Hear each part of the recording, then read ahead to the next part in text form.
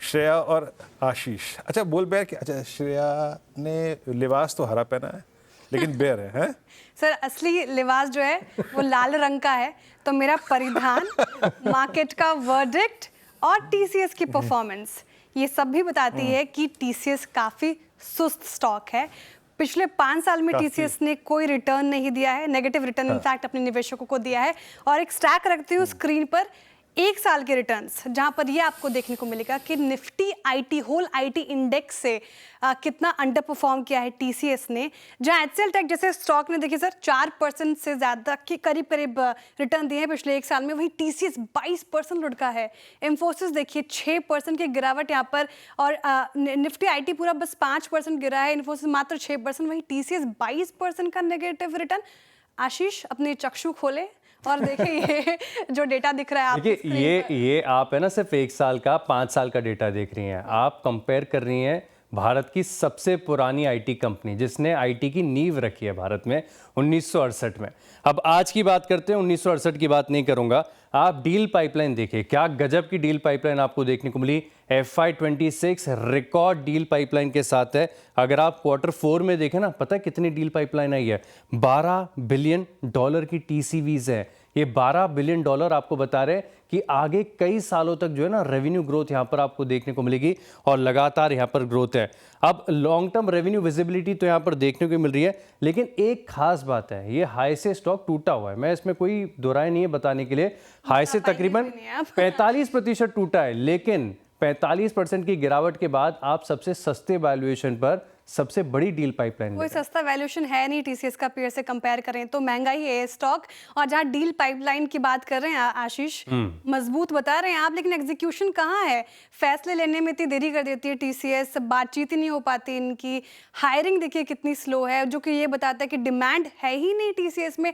आप बता रहे थे, मुझे तर्क दे रहे थे कि काफी पुरानी स्टॉक है, बहुत अच्छा है। वो पुरानी बात बीत गई, बात गई। आज की बात कीजिए। नहीं, आज की बात कर लेते हैं। देखिए अब एआई, पहले बड़ी चिंता का कारण ये था कि एंथ्रोपिक के नए प्लगइन्स आ रहे हैं, वो दिक्कत दे जाएंगे।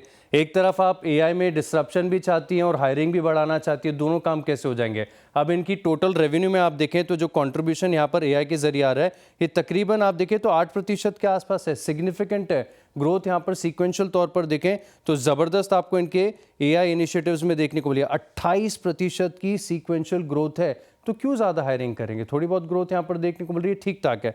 अब बात करते हैं नंबर्स की और वैल्यूएशन की। आपने कहा ना कि वैल्यूएशन अच्छी नहीं है, वैल्यूएशन तो बहुत बढ़िया है, अट्रैक्टिव है। देखिए मैं देख रहा हूँ कि टीसीएस हमेशा से 35 और 40 का पी कमांड करता था, तब जब इसकी डील पाइपलाइन इतनी बड़ी नहीं थी।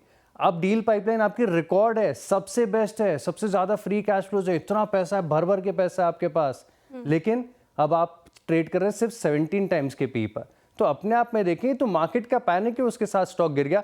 आज भी नतीजे के बाद कितना 2% गिरा है, कल 2% चलकर बंद हुआ था। अच्छा आशीष, वैसे आपने बात की अभी एआई की, आपने पूरे अंधेरे में तीर चलाया है, क्योंकि एआई को लेकर अभी तक सब कंफ्यूज हैं, कुछ सामने चीज नहीं आई है, बहुत ही ब्लीक सिचुएशन है। और मात्र 7.5 का आपने बोला कि रेवेन्यू सिग्निफिकेंट है श्रेया, सिग्निफिकेंट 8%। आगे जब तस्वीर क्लियर नहीं हो, पता ही नहीं है कि एआई कितना बड़ा डिस्ट्रप्शन हो सकता है पूरा आईटी स्पेस में। सिर्फ टीसीएस की नहीं, आप पूरा आईटी स्पेस देखिए, अभी एआई को लेकर तस्वीर ही साफ नहीं। एक और चीज मैं आपके सामने रखूंगी, बीएफएसआई, बैंकिंग और फाइनेंशियल सर्विसेज।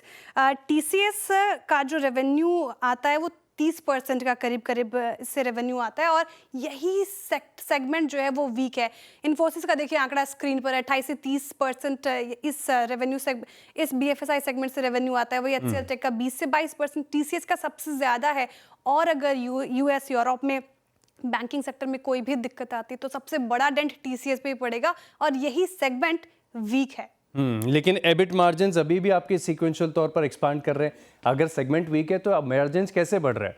डील पाइपलाइन आपकी सबसे बढ़िया है। नंबर्स में आपको 10 बेसिस पॉइंट का सीक्वेंशियल एबिट मार्जिन में एक्सपांशन देखने को मिल रहा है। आपके जो मार्जिन है वो इंडस्ट्री लीडिंग है श्रेया, समझिए 24 से 26% के एबिट मार्जिन है। इससे बेहतर क्या होगा? कॉस्ट कंट्रोल इनिशिएटिव्स है, एआई के इनिशिएटिव्स है, टाटा जैसा पैरेंटेज है, फ्री कैश फ्लोज क्या गजब के कहने। अच्छा बायबैक की हिस्ट्री देखिए, मैं देख रहा हूं कि कितने सालों तक, मतलब 2023, 2022, 2020, 2018, 2017 लाइकली इस भाव पर खरीदेंगे, बायबैक में बिक जाएगा। कारण क्या है?